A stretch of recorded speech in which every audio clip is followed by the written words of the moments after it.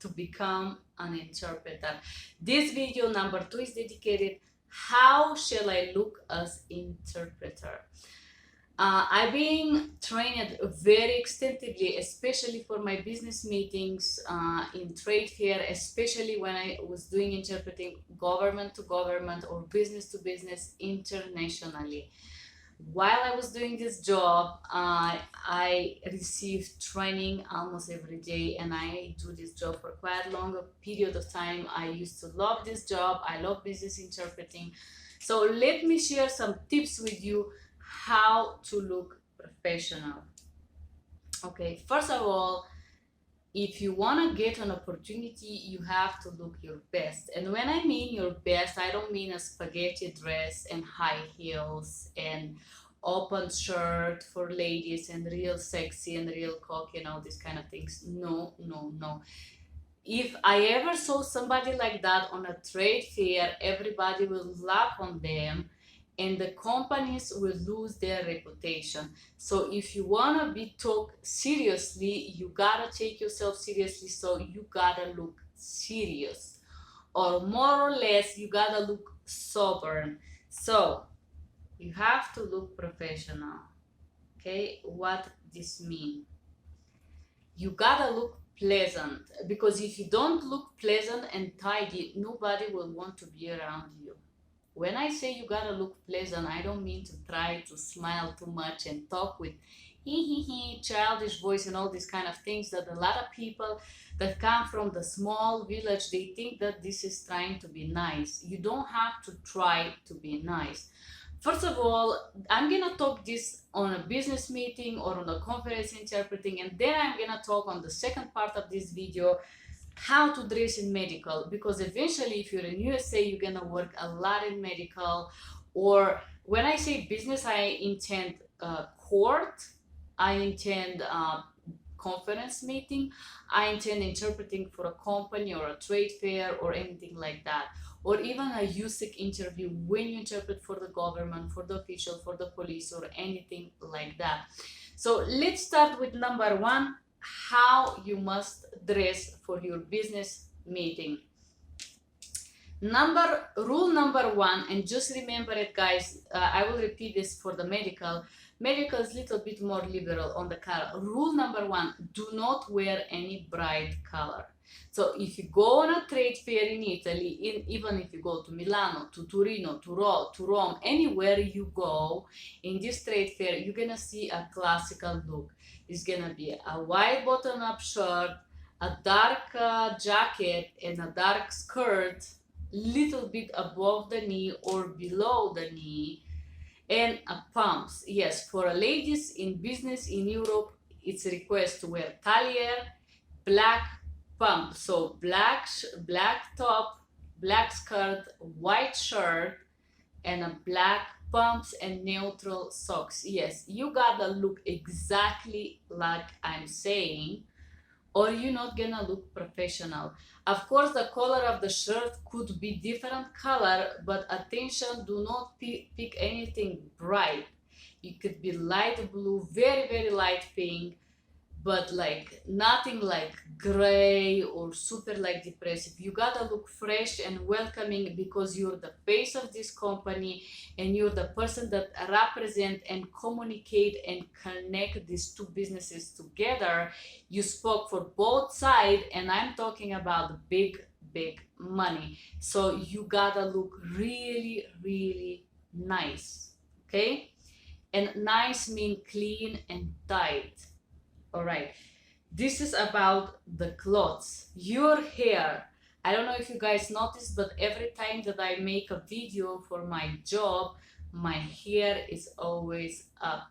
This is not because I love to fix my hair, but this is a message that I'm sending to you interpreters that stay there. It doesn't have to be up here, it could be a bun on behind. Your hair must be up. If you want to be, I don't know, some kind of a fascinating lady with the hair in the wind, this is not the job for you, because you gotta look sober. You're in a man world and you gotta look really tucked up.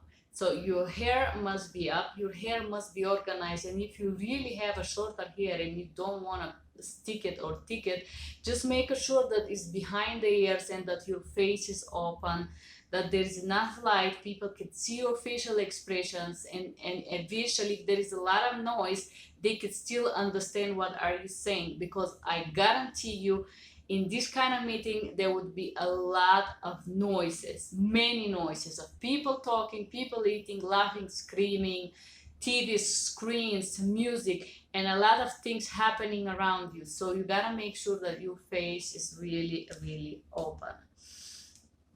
Okay, so earrings.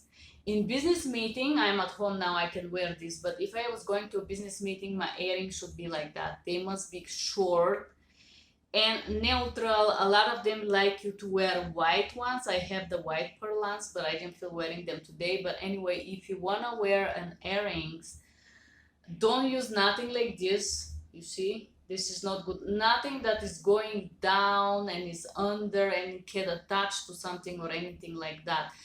In business, especially if you go to a company, visiting a company or anything, and there is a lot of buyers and they show you the production or something, your earring can drop into the production or can attach to something. So this is some kind of a rules that are applied in a trade fair, and they're applied in business to business. If you do conference, of course you can do whatever you like as long as the client doesn't mind. Okay, I'm gonna talk a little bit about facial care and makeup, guys. I know a lot of you don't use makeup, and honestly I did not use makeup, but when I started working for trade fair, the requirement was to wear a slight makeup. And I'm gonna tell you why, because all of these people are extremely educated, they're from a higher level, higher society, and you gotta look really well, fresh and pleasant. When I say a light makeup, I would like to clarify, I come from a small place, and I know in a lot of countries in Eastern Europe is very, very fashionable, or is some kind of a considered beautiful to wear a blue shades on the top of the eyes. I have seen it so many times. And then to wear very sharply or very strong pink lipstick.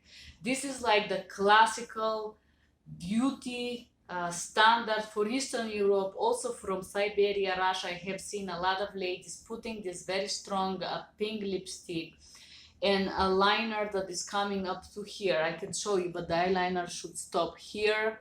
But eyeliner that is going up to here, you know, a lot of black on the top and all these kind of things. So if you look my makeup now, my makeup is classical. I didn't even eyeliner or under, so I put a mascara and a brown eyeliner. So if you're blonde and you put black one, is not good. And my lipsticks is slightly sharp right now on the camera, but I guarantee you in live, it's lighter. It's really light. This is because the light is strong. But anyway, if you look on my lipsticks, let's say this tone right now in camera look a little bit stronger, so put it 1 or 2 tones down to neutral pink color. Or neutral, any kind of a body tone color is good. Do not use anything like black, green, a sharp red lipstick. No, you gotta look neutral and pleasant, okay?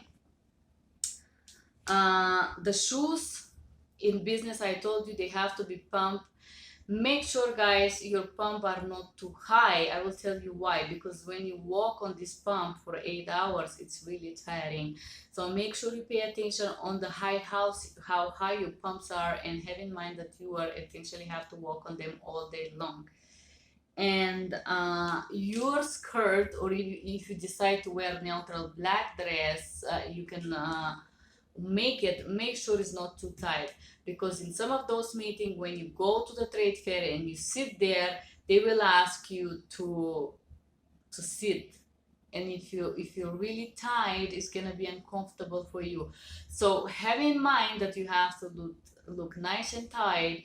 but not be so tired and uncomfortable. You gotta be comfortable because you transmit your comfort to others, especially when there is political tension. I remember I was interpreting for Ukraine, and there was business to business Ukraine Russia, and there was a lot of tension. You gotta be the moderator, you gotta be the mellow part to soften these edges, right?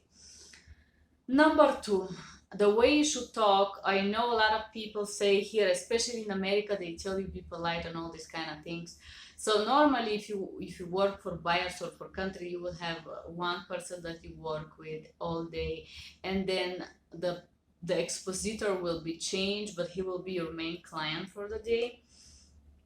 So you must talk pleasantly, clearly, and you must talk higher. If you are in a trade fair, you have to keep your voice at least few days before the job, because I promise you, after talking for 8 hours, you're gonna be exhausted. You gotta be pleasant, smiling, welcoming, polite, but do not try to use this he child type of voice. Do not over smile and mellow on this client, because they're not the people that pay you, and they're not the people who give you bread. They're just a client. You just interpret for them. The only thing that they do, they can give you a feedback. But I remember one time I had this interpreter that she wanted to sell something else on the trade fair. It was business to business. She wanted to sell some kind of a creams, and she kind of abandoned her clients, and she went selling these creams to someone or something, and they start following me and asking questions with me, and actually they become part of my group. I was interpreting for these businessmen. And so make sure that if you have a client, let's say it's one buyer, no matter how insignificant they seem to you, make sure that you do your job, you're useful to them if they're looking to buy something or so and so on, because these people will give you a feedback. And even if you don't know about it, if you have not good feedback, they're not gonna call you again. So have in mind that you're constantly observed. Not only, but if you're in business meeting, please have your business cards with you, because I promise you there will be a lot of opportunities, a lot of people that you're gonna meet that are eventually gonna be able to offer you job. And if you look good and sober, and if you're professional, they will wanna see you again, and they will wanna offer you opportunities. So just have in mind that. And the number three, I already mentioned it quite a few times. This is the distraction, guys.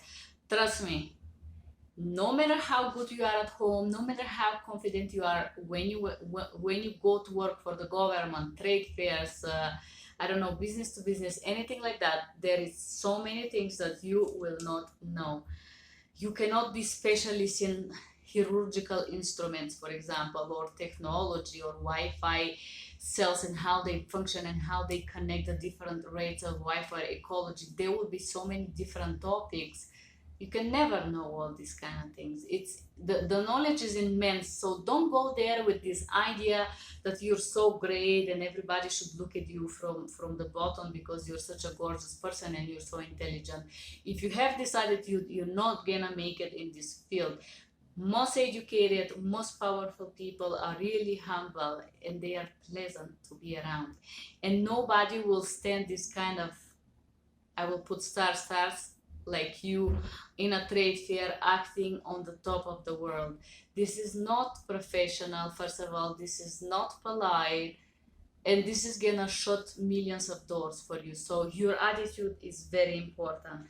Yes, there would be so many distractions that if you're giving 100% when you train at home, on the trade fair you probably gonna give barely 70%. So just have in mind that you probably gonna be terrible at your job, in a way that compared to your top, you're gonna show something really lower because of the distraction, of the noise, of the stress, of all these things that are happening around you.